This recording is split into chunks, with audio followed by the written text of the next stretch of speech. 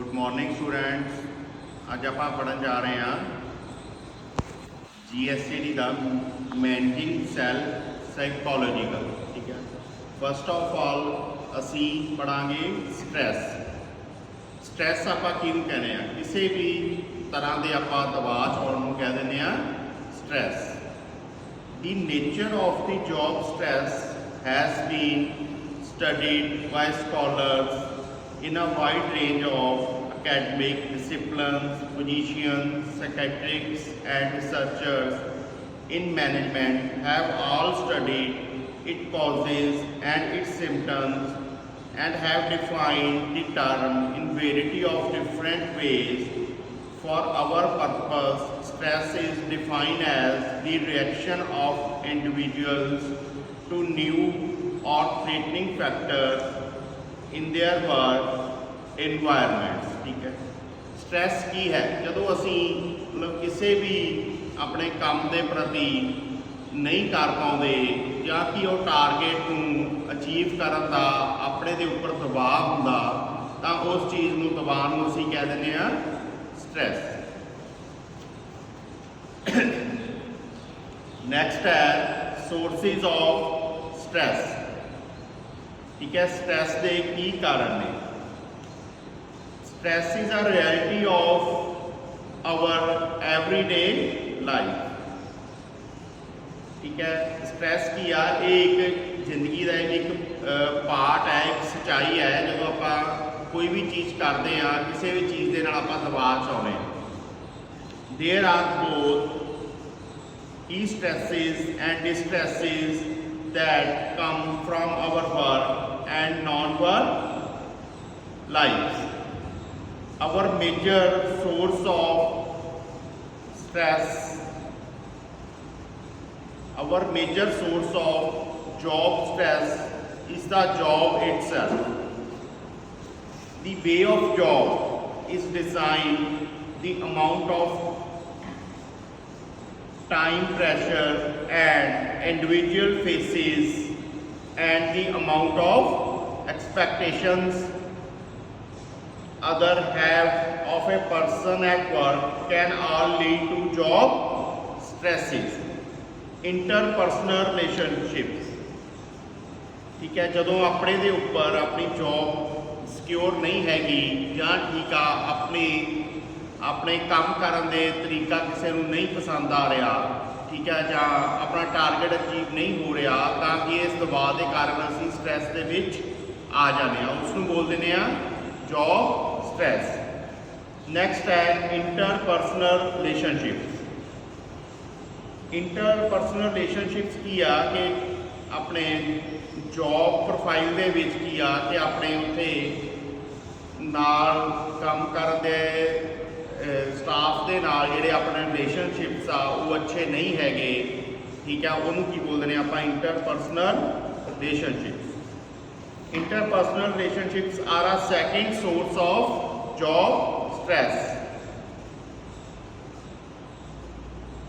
How much contact an individual has with co-workers and bosses, how much time he deals with clients or consumers, and how pleasant those interactions are all influence how much stress an individual experience at work।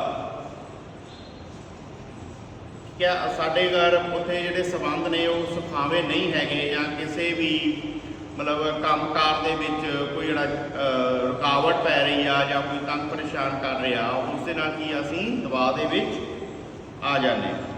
Third problem, in personal lives can spill over into the work environment, adding further tension to an already stressful work situation।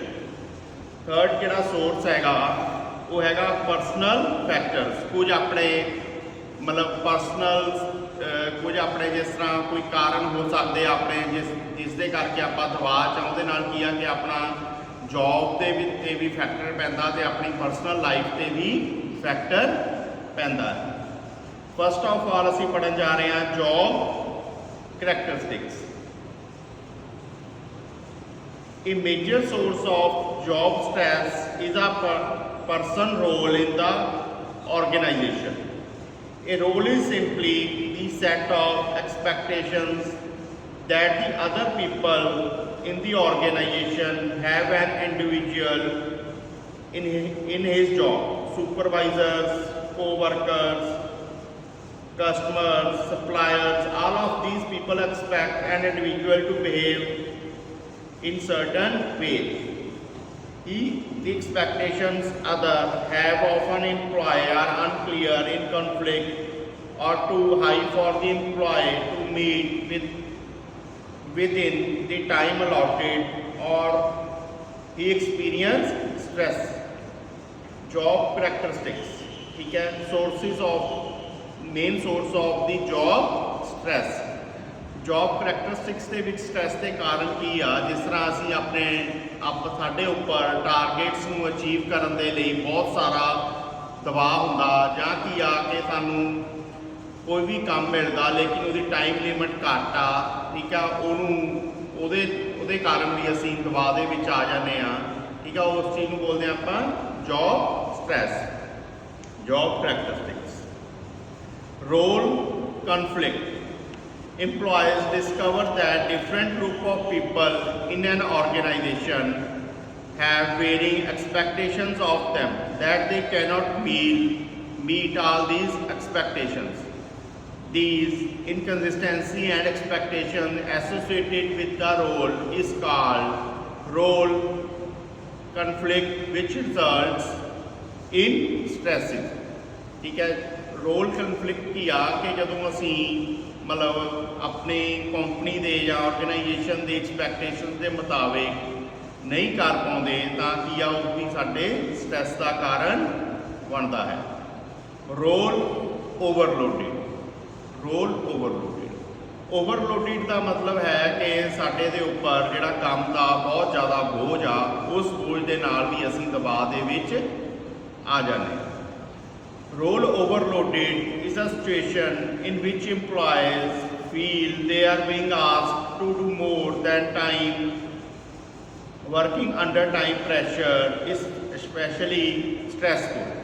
ठीक है, साडे दे उपर बहुत सारे काम का दबाव आ, ठीक है, असी अपनी मतलब कैपेबिलिटी तो साडे काम करन दी समर्था तो सानू ज़्यादा काम मिलिया होया, ठीक है, उस असी उन्होंने सही तरीके नाल नहीं कर पाते ओवरलोड की वजह नाल, ताकि ये भी एक स्ट्रैस का कारण बनता है। Role underload. रोल अंडरलोड की है, ठीक है, अंडरलोड का मतलब है in the condition in which employees have too little work to do और too little variety in their work. Sales people in a store with no customer standing around all the day with nothing to do could be said to experience role underload. Role underload to lead to many some of same problems as role overload. Low self-esteem, increased frequency or nervous symptoms and complaints, increased health problems.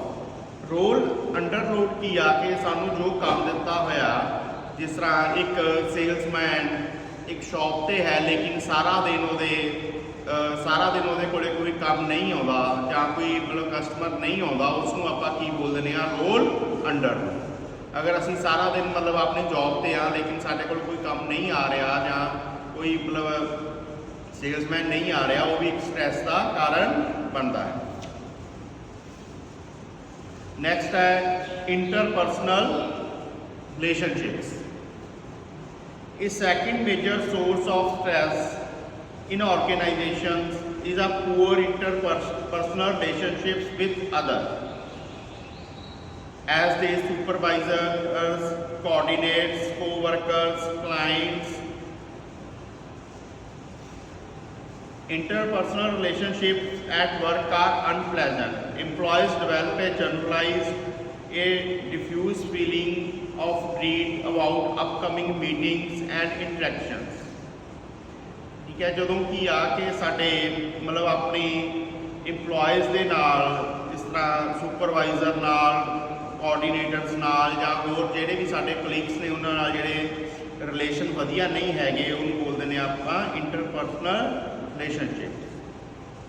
Interpersonal relationships at a work in particular have a negative impact on job aspect। ठीक है, इस दे नाल की आ कि असीं साडी job ते जिहड़ा प्रभाव आ उह नकारात्मक पैंदा तां उहदे नाल भी असीं दबाव दे विच आउणे हैं। Third is organizational structural factors. ठीक है, ऑर्गेनाइजेशनल स्ट्रक्चरल फैक्टर्स की आ कि जिहड़ा साडा वर्किंग एनवायरनमेंट आ वो किदां दा है। ठीक है, work environment factors such as a noise, heat, poor lighting, radiation, smoke are stresses inducing agents. Insufficient resources such as time, budget, raw material, space or manpower are additional stresses in the work environment when one has to produce and perform with inadequate resources on a long time basis. This naturally imposes stresses and strains on the individual. In addition, the structural factor in organizational settings such as staff rules and regulations and reward systems which are not palatable to individual may act or stressors. The lack of career promotion in organization may be additional organizational stresses. Organizational and structural factors की ने सब तो पहला असीं गल करते हैं structural factors कि जिहड़ा साडा काम करन दा इन्वायरमेंट आ वो की आ कि सानू नहीं ठीक लग रहा। जिस तरह बहुत ही ज़्यादा उत्थे आवाज़ होवे, गर्मी होवे जां प्रॉपर लाइटिंग ना होवे, इहदी वजह दे नाल भी की असीं रैगूलर काम करन दे नाल स्ट्रैस दे विच आ जाने आ। नैक्सट है ऑर्गेनाइजेशनल फैक्टर। ऑर्गेनाइजेशनल फैक्टर की है? ऑर्गेनाइजेशनल फैक्टर है कि जिस तरह साडे ऑर्गेनाइजेशन के रूल एंड रेगूलेशनस की ने बहुत ज़्यादा हार्ड ने। ठीक है, जां जिहड़ा रिवार्ड सिस्टम आ, ठीक है, वो सही नहीं हैगा। ठीक है, जां प्रमोशन आ जिहड़ी वो सही नहीं हैगी, किसी मतलब किसी नूं अपने अचीवमेंट का कोई रिवार्ड ना मिले, कोई भी उन्होंने ना मिले। ठीक है, उहदे नाल भी असीं की आ हौली हौली स्ट्रैस दे विच आ जांदे हां। अगे हैगा पर्सनल फैक्टर। पर्सनल फैक्टर की है? पर्सनल फैक्टर है कि साडे कुछ अपने निजी कारण, ठीक है, जिस तरह किसी की घरेलू लाइफ नहीं है सही हैगी जां कोई होर कारण है, उस दे नाल असीं दबाव दे विच रहना स्टार्ट जां साडी रूटीन लाइफ के कुछ कारण ने। ठीक है, उस दे नाल असीं दबाव दे विच रहन लग जाने आ, उसनूं बोलदे ने असीं पर्सनल फैक्टर्स।